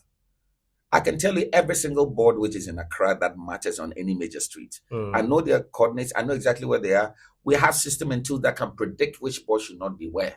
We've done this work. You don't have those tools. We've done the work. We submitted to you. No one cares. That these are the billboards that you should take out. They're not because some billboards have caused actual damage. You know what it is. Forget people have died of. Yeah. Someone has died of. But you know what it is. You know why we all don't care. Tell me. In the human psychology of advertising, we call something wallpaper, right? So when you in your own room, you never recognize your wallpaper after the first week, maybe first month. After 3 months, you don't even recognize the wallpaper again because it's part of you. It's part of your environment. When these boards were coming up crazily, we were complaining, but now nobody even cares. We became used to it. Why? Because we're used to it. It's part of our mental framework. So no one is talking about it. I dare you today, when you're going home, pay attention and count how many billboards. A lot of them. I've done that, and I counted 250 billboards to the office. Do you know what is the interesting thing? My human brain is incapable of processing 250 communication or adverts before I get to the office. Yeah. So guess what? About 98% of the things I see, they are waste. The drain. I'm not interested. So why are brands still advertising in places that are cluttered? It doesn't make sense. You know why? The people who have the law, who are the municipal executives, they do not understand the science behind this. So we brought all this thinking and all of that together in a guideline on how advertising should be done. The guideline is there. No one follows the guideline. You're not even paying attention. The human brain takes 8 seconds to process certain information, thinks about it, and take a certain action. Yeah. So if I'm driving at 50 kilometers per hour, I will need at least 100 meters to see the advert because I'm driving 50 kilometers. I need a certain, I'm going at a speed. Yeah. So you need I only have 8 seconds to be able to. So if within 100 meters, I see 3 billboards, how do you want my brain to work? Yeah. So the body and the brain biologically is so smart that it would automatically push things that won't invite stress onto you. Yeah. So you would see, but you wouldn't see. Yeah. So your brain doesn't register. So why are you wasting your money putting your billboards there? You come to a junction and you see 10 billboards looking at you. Which one are you looking at? Does it make sense to you? The one that's imagine if it was just one. Do you know how impactful that advert is going to be? And we're giving them plans. Could collapse all of them, increase the price, and see the impact that you're going to make. I've never been anywhere. And again, I'll use Nigeria. 5-6 years ago, maybe let me take it about 10 years ago. Nigeria was worse than Ghana. And then the governor came in. Now, when you land in Nigeria, in Lagos, and you drive all the way to the island, you would love the cleanliness of Nigeria just because billboards are off. Proper managed, proper part of the aesthetic of the city. I mean, I get to 37 and I'm like, jeez, my goodness.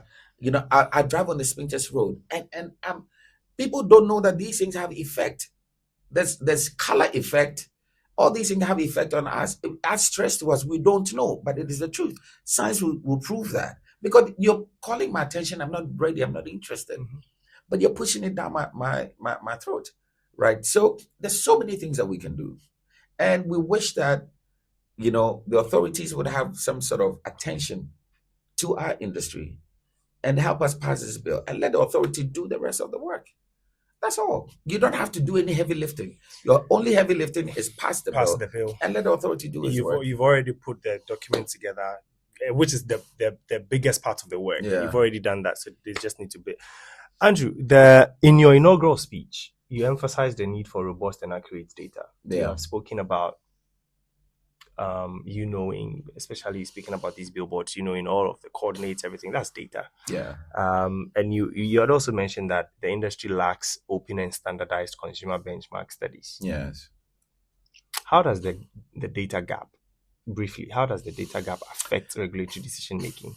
No, it's not so much of regulatory decision, but it's more on okay, so for you to take any decision for any client, you need data. Mm-hmm. You need to analyze it, right?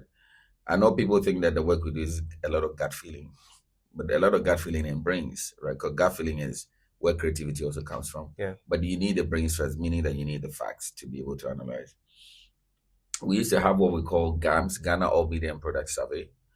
And that is a survey that would let anyone have access to that data to analyze consumers in Ghana.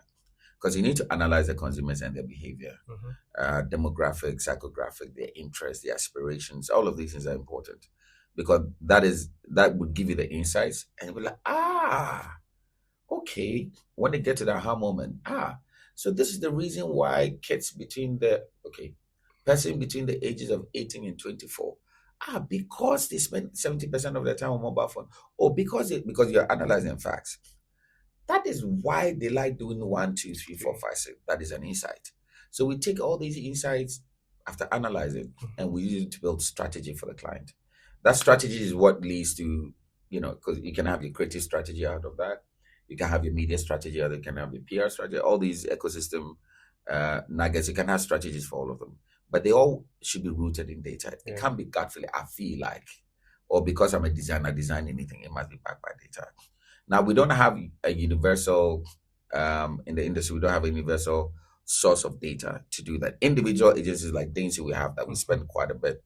The first time we did our own consumer connection system, we spent about $100,000 to do that. Version 2, we spend less because we use computer-assisted questions. So we got people to answer questions via online. And it's quite comprehensive, but we, it's a private thing. It's bespoke for us. So we need to spend a lot but other agencies don't have that. And I can say that is why some of the quality of our work is questioned by clients and by even our community and society, because it is not deeply rooted in facts. It's not deeply rooted in data. You don't see a lot of analysis. You look at advertising, question, who put this together? What is this? What are you trying to do? Our work is a lot of science, and it's a brain work. It's like a surgeon going there, seeing what the issue is, and surgically removing that, that thing there, that tumor, or whatever it is. It's surgical, and it needs a lot of brains and stuff. And because a surgeon will not be a surgeon if they don't go through the right rubrics or they don't analyze the right data and all of the same thing as our industry. So I feel. And not just me, the industry feel like, because we don't have the data, a lot of people use gut feelings and what I call historical experience and just observation, because you need to interrogate observation to see if it is rooted in facts, right? So that's what people use to be able to come up with something close to, let's shoot an advert, or let's go and buy on this radio station, let's buy on this TV station.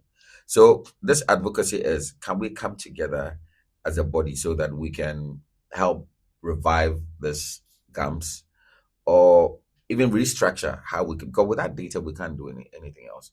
Digital is different because you can buy digital data online. But we still a heavy traditional industry. So TV, radio, press is still king when it comes to advertising. So we need the data to do that. Creators also need the data to reinforce some of their feelings and beliefs and about things. And so we wish we could do that. Unfortunately, we've not been able to do that. I think that's one area that this administration didn't pay much attention to, because we're busy reviving Gong Gong and, busy pushing the advocacy for the Billboard thing that we didn't look at that. But you're right, we should be able to have a certain consensus and get people to invest in it so that we can have a central data that anyone can interrogate if they want to. Tap into. Speaking of Gong Gong, somewhere last year, you've also touched on testing the law a little bit. Somewhere last year, Gong Gong Festival, you you launched the Gong Gong Festival of Creativity 2014. Yeah. Sorry, 2024, right? Or 2025. Yeah. And the theme of it was disrupt and inspire. Yeah. Recognizing brands and agencies that are challenging the norm. Does it come from that testing the law a bit or pushing back against regulations? Where's the line that you're trying to draw between creative disruption and regulatory violation? The reason is that if you look at the current order, right, things are not what they used to be, right? And I'll give a few examples.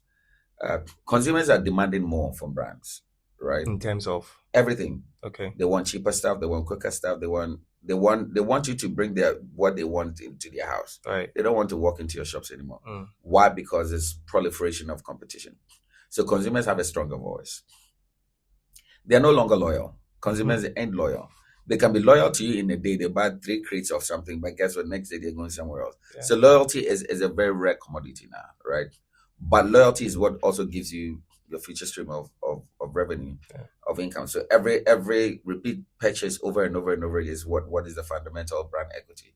So every brand is looking out to advocate for consumers to keep buying their products. So because consumers are not loyal. So lack of loyalty, consumers asking more, economic pressures everywhere.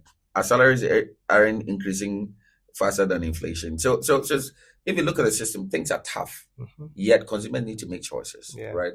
So the only way that brands can actually break through this and be known to be successful is when they challenge the norm, right? They look at ways of, so if you have brick and mortar and you think that is the only way you can sell. My brother, there are people who are making millions on Instagram, right? If you think that going to China now was the way that you could sell things at Makola, my brother, Chinese malls are here. And people are doing their own marketplace on Instagram.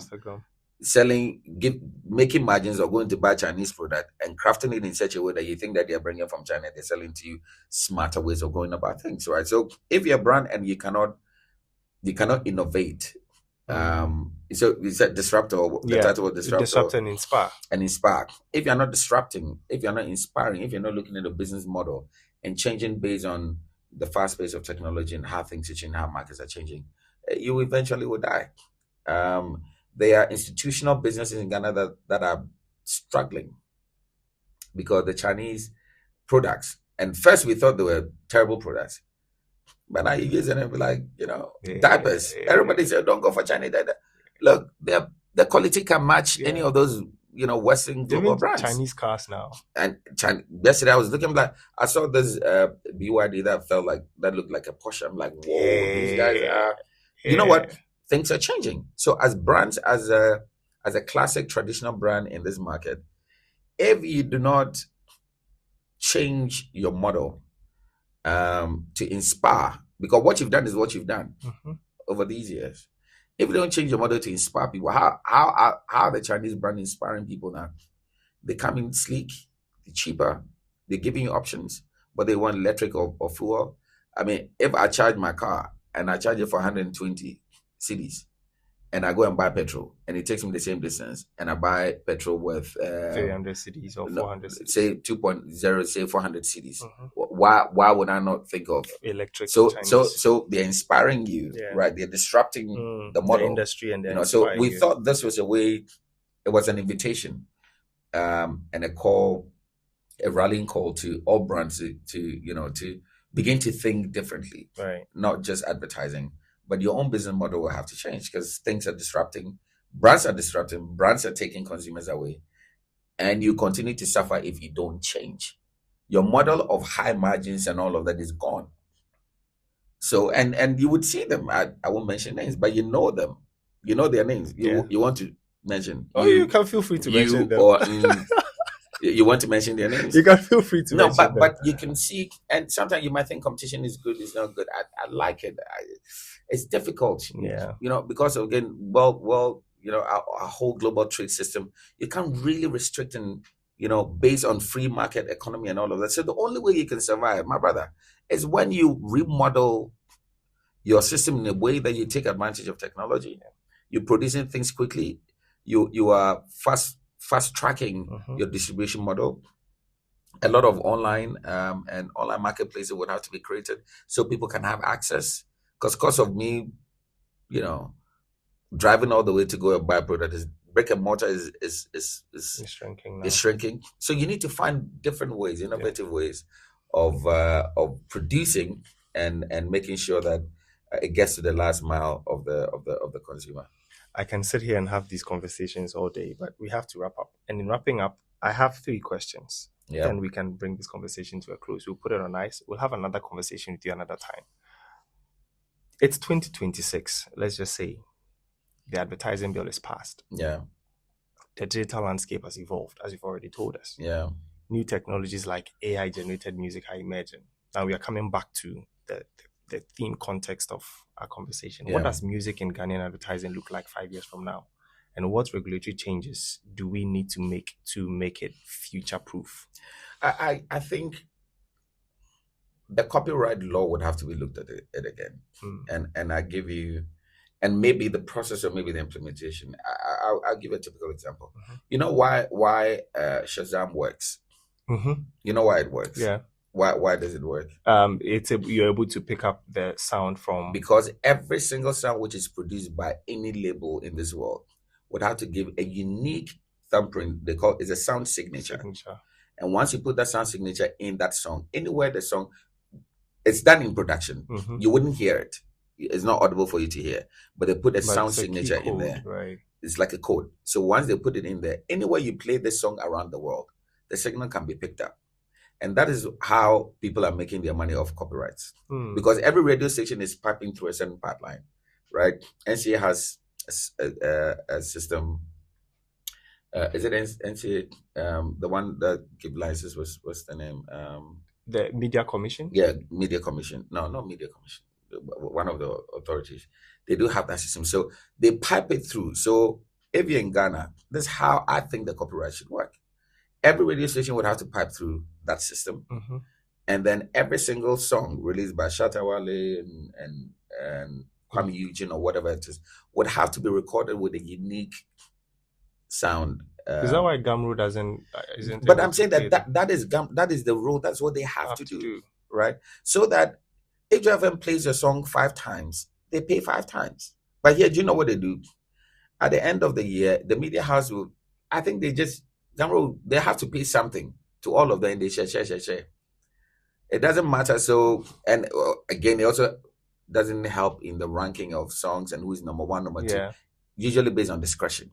But if you piped all signals, and all the signals are there through NCA, pipe up because they issue the license. If you pipe all the signals to the pipe and they're all recorded, and we can build a huge farm, right, that can store all this information, and you put that sound signature in there.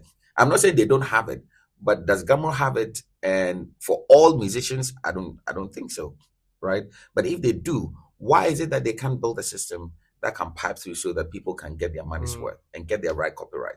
I mean, a musician said that I think the year before, he had 120 Ghana cedis as the value of his copyright for all the music that he played during the year. And he's asking for all the stuff that went into this, So I think while technology is changing, let's take advantage of that. I also think that we are going to see, or we should see, a lot of our musician, or if I say our music sector, collaborating with a lot of films, right? Because I mean, producers and all these songwriters and everything, they're only, most of them are in the music industry for that, but they ignore the film industry, right? the more the film industry develops, Evolves. the more they need people to score. Yeah. The more they need to produce original songs and all of that. So while when things improve, I think that is one area that we're going to see improvement there. I also think that a lot of brands will begin to allow artists to create original scores for their brands, rather than always taking a popular music And then and getting it done. Yeah, so for me, those are the few things I see. There's going to be a huge challenge from an AI point of view in verifying. Um, I don't know whether we call it AI plagiarism or whatever. They verifying the authenticity of what true music is, and it's already a challenge because all you have to do now is to put a couple of lyrics together and and have a full song. Yeah. And you choose whether you want it in reggae or you want it in dance or you want it in country music, right? So, real authenticity of music is going to be challenged. And I think we are going to be partakers in that. But there has to be a system that actually can verify whether this is human generated or this is something man made. And what if AI generates it for you? Then you go to the studio and record it. Is this all authentic? Is it going to affect an award if you have to win? Like there's so many things that are being disrupted, even in the advertising space. There are questions on what craft is, right? So if you say TV craft, is it the stuff that your designers and all your motion graphic guys have done, or something that you prompted an AI to come and to put it together for you? Because AI is also a craft. You need to give the right prompt. So these are all things that would challenge the norm, and it's just because of the pace of technology now. And once we get there, we'll figure it out.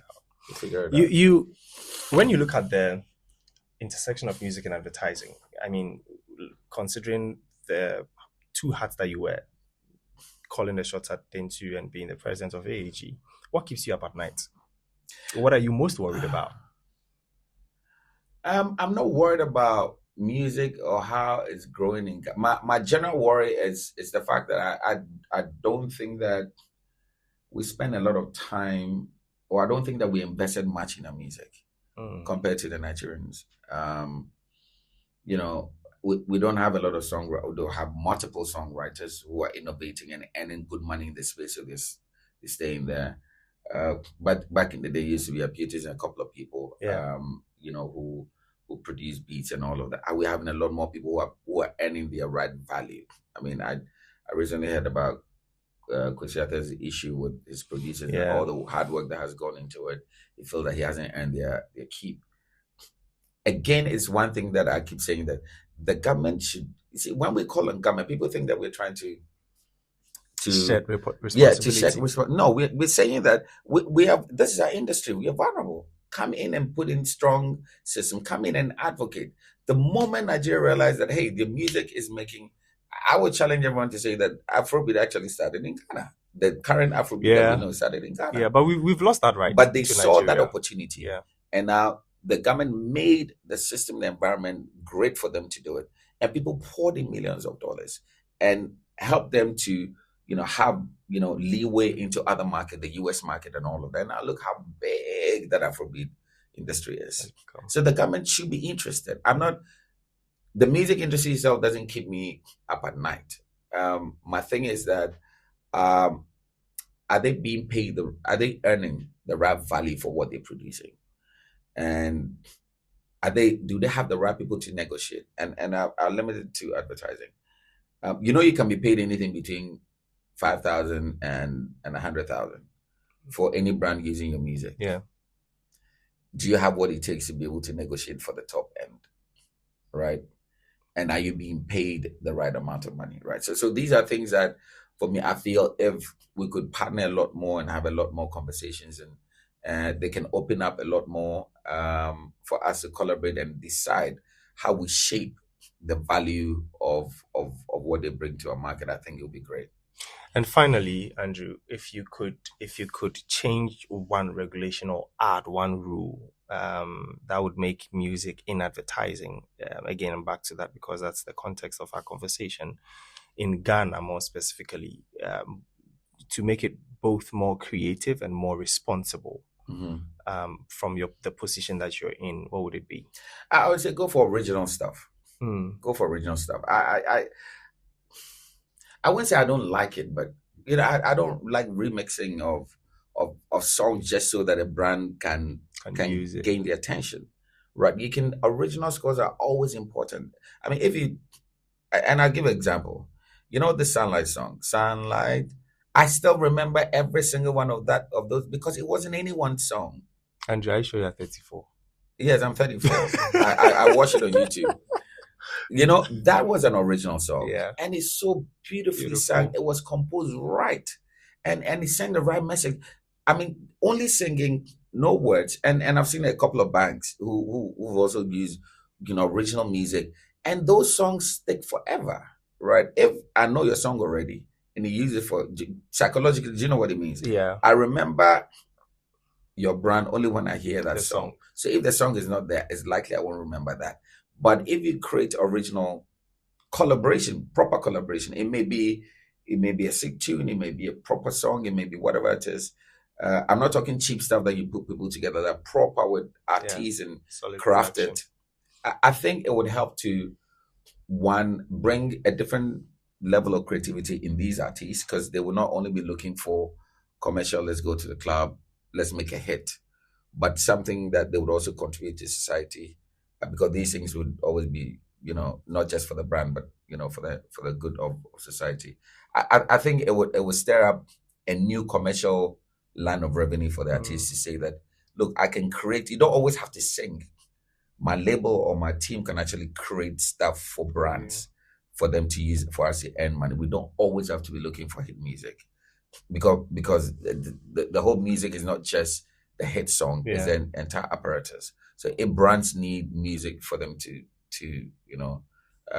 grow and excel and propel and sell their product, why don't we craft something different for them that they can use? Rather than come into our old songs and for me that will cost them a lot more, the brands a lot more, but it also has a longer lifespan than just taking my song and remixing it.